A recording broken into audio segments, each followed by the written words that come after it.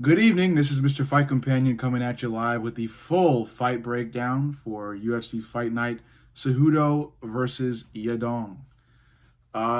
Let's get right into it. So, first fight of the night was Modestas Bakauskas versus Rafael Quequeda or Cerqueda.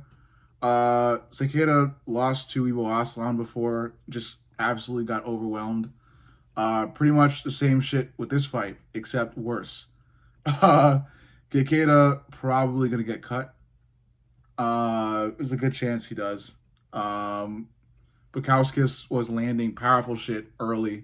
You could kind of tell a finish was coming because every punch Bukowskis threw was knocking back the head of Kikeda in a really fucking violent way. So, yeah, Kikeda was gonna get fucking cracked at some point in that fight. So yeah, great on Bukowskis. Kikeda probably gonna get cut. Next fight up, on the prelims, Nursultan. I'm going to say Nursultan. I might have fucked that up. Nursultan Rozaboyev against Eric Mechanico. I had Rozaboyev going into this fight. I just like this striking, and I was right. Rozaboyev basically just pretty much outclassed Mechanico on the feet. And did so enough to be able to secure the knockout in round two. Not really much to say here. I like Rizaboyev.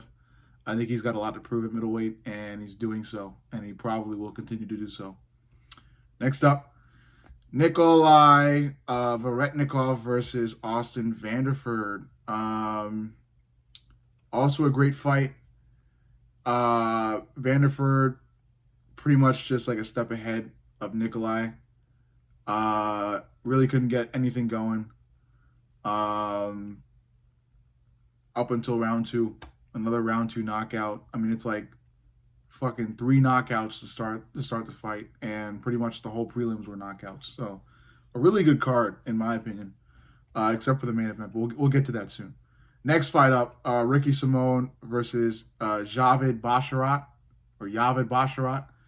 Basharat was the going into this fight. I liked Ricky Simone. When the previous fights I saw, he looks a lot like Diego Lopez, just in terms of how vigorously he strikes. And he proved that in this fight as well. He's just so damn aggressive. Basharat couldn't get anything going up until late. Late, I believe, in the first round. Ricky Simone able to fucking get the knockout. And he really fucking took Basharat's lights out. I mean, Basharat was fucking in La La Land. He was in fucking Candyland for like a solid, I want to say 1 to 2 minutes. So great on Ricky Simone. Absolute G, absolute savage. The way he fights is really fun to watch. Next up, it's a good one. Mansour Abdul Malik versus Nick Klein. This one was a good one. 2 hungry up-and-comers, 2 young guys. I was intrigued because Mansour Abdul Malik was the extremely heavy favorite in this fight, a minus 1,350. And I wondered why, and I got my answer. Mansour Abdul Malik has some of the most powerful ground and pound I've seen yet, and he proved that against Nick Klein.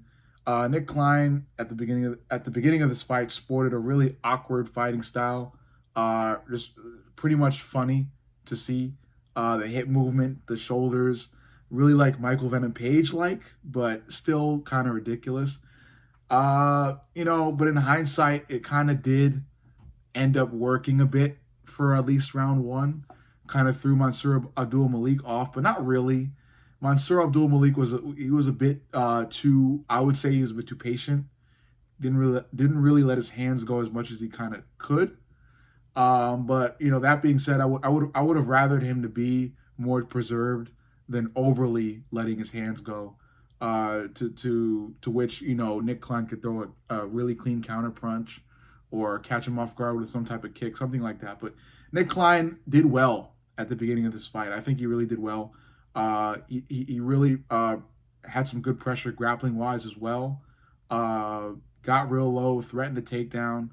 up until Mansour Abdul. And oh no, I also forgot to mention the fact that Nick Klein also had a really fucking sick ass spinning back elbow. I want to say it wasn't even a spinning back fist, a spinning back elbow to the chin of Mansour Abdul Malik that was really clean and also wobbled Malik. But Nick Klein, instead of like taking advantage of that and going right at Malik with punches, decided to chase the grappling instead, and didn't really end up pretty well for him. Round two came along, and Mansour Abdul Malik was able to get Nick Klein into a position to where he was able to land some really clean ground and pound. And as soon as you saw those few clean punches from the ground land on Nick Klein, it was over. Nick Klein began to shell up, and Mansour Abdul Malik began to fucking tee off on dude until he fucking fell apart. And that was really it. Mansour Abdul Malik has huge potential, and it's just kind of all within that ground and pound area. The wrestling was great as well. He was able to reverse a couple positions against Nick Klein. But it was just more so the ground and pound. It was really, really fucking good. Like if you saw Francis Ngannou fight Renan Fajeda for the PFL belt a while back, it was kind of like that. Like the minute Ngannou was able to get Fajeda to the ground, every bit of that fucking ground and pound was hell for Fajeda. So much so that it was able to fucking knock Fajeda out. Same thing happened here. Mansour Abdul Malik's ground and pound is some next level shit. And I think everybody fights moving forward has to fucking avoid ground and pound situations. Next up, Andre Fili, Mel Quezel Costa. This was just really about aggression. Andre Fili was kind of just too, I want to say, reserved for me. Mel Quezel was very, very aggressive. The striking was there for him as well.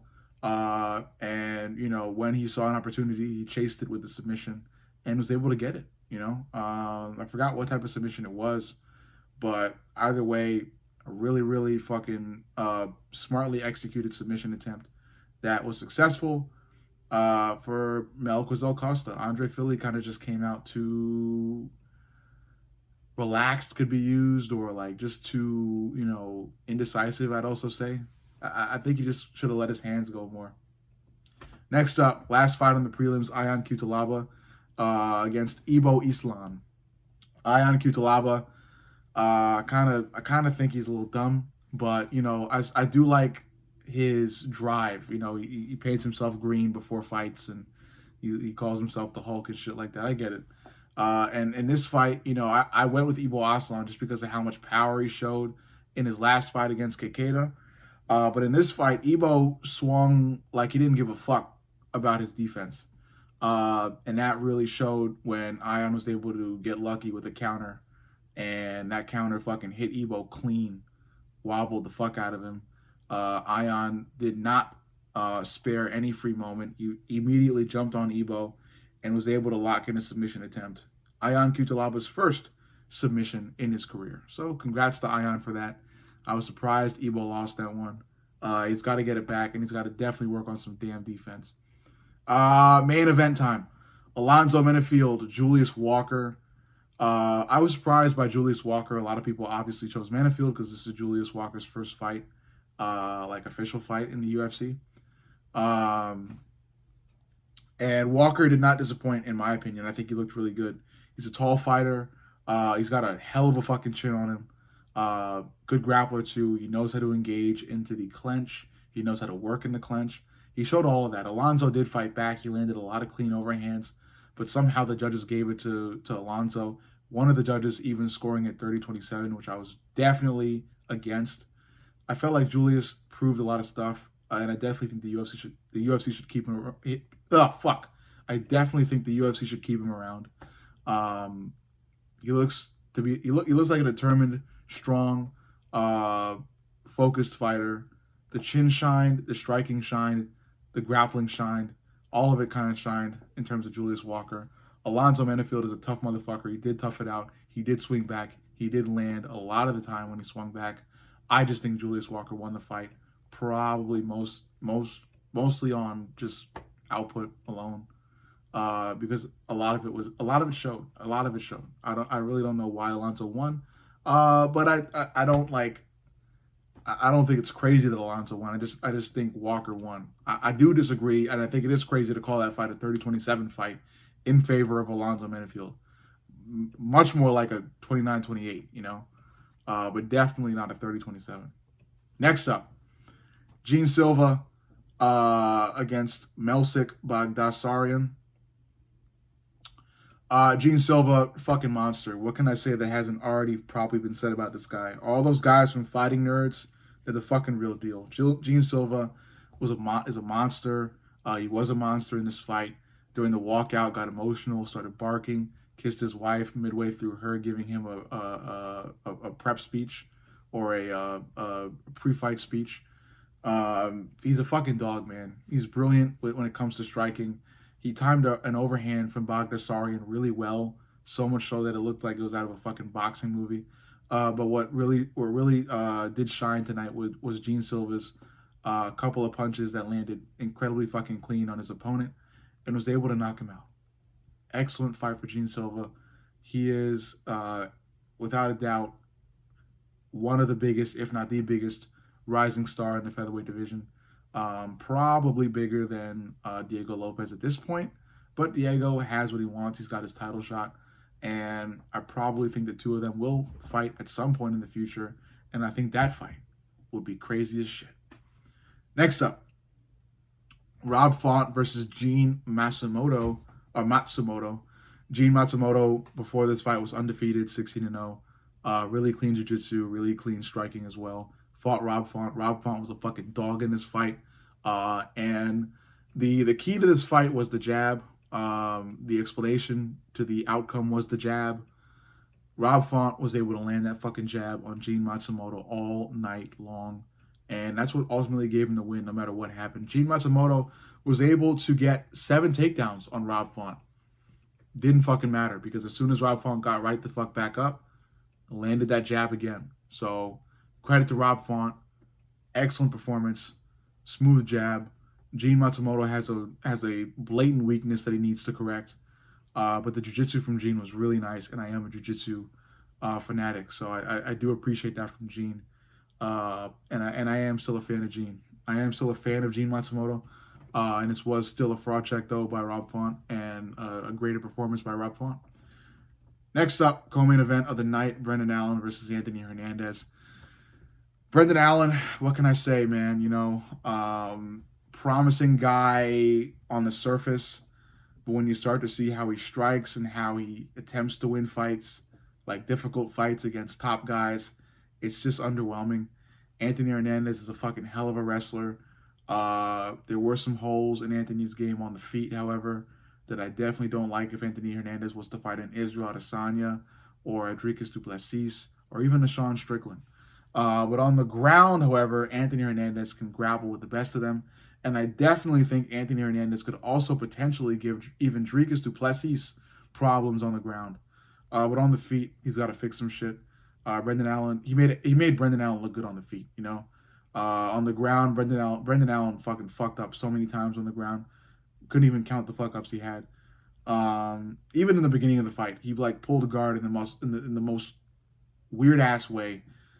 Don't even fucking get it. Congrats on Anthony on the win though. Savage, always has been. 5-round fighter, 3-round fighter, just a full fight fighter who is relentless and durable and strong and driven. Next up is the main event of the night, Henry Cejudo versus Song Yadong. Clusterfuck of a fight. Song Yadong outpunched Cejudo for 3 full rounds. Nearing the end of the 3rd round, however, there was a blatant eye poke by Song into both eyes of Henry Cejudo. Afterwards, Henry took 5 minutes to recover, and then I guess kind of lied about recovering, tried to survive the rest of round 3. Pretty much did end up surviving, but during the in between rounds 3 and 4, Henry Cejudo sat on the stool and then started exclaiming about how he couldn't see out of his left eye. The doctor was brought in. There was a whole fucking commotion. The fight ended up being ended after the 3rd round, to which I guess somehow they could just go to the scorecards after 3 full rounds. and they did, and they gave it to Song Yadong. Henry, look, eye pokes are bad. Wouldn't wish them on anybody. Uh, that being said, Henry just couldn't see out of his left eye. I know a couple one-eyed fighters in the fucking UFC, or who have been in the UFC. Michael Bisping, Sharipudin Magomedov, both one-eyed men who fight in the UFC. You can fight with one eye. I understand the risks. I know Henry was probably worried about getting knocked out and being at a disadvantage and shit like that. Toughing it out still gets you credit. Doing shit like that, not much. I think Henry should retire. I doubt he will. I think there will be a rematch between him and Song Yadong in the future, and it'll probably go the same way this fight did. Song came out way faster than Henry, way more precise than Henry, and arguably even more prepared cardio-wise than Henry. Song looked great. Much better improvement since the Peter Yan fight. And yeah, I'm a fan of him too because he handled the end of that fight with class as well. So Song Yadong has earned himself another fan. I like the guy. I've never been a Henry Cejudo fan. That being said, I do wish that his left eye heals or whatever happened. I hope he gets better, so that they could do a rematch. I would like to see a rematch between these two, just so Song could get a second W. That's really it. I think Henry needs to retire, and definitely needs to retire after a rematch with this guy. But overall, that is the entire breakdown of the full card of this UFC Fight Night tonight. Cejudo versus Song Yadong. Let me know what you think. Make sure you like, comment, and subscribe. But most importantly, subscribe. I love you guys, and I'll see y'all in the next.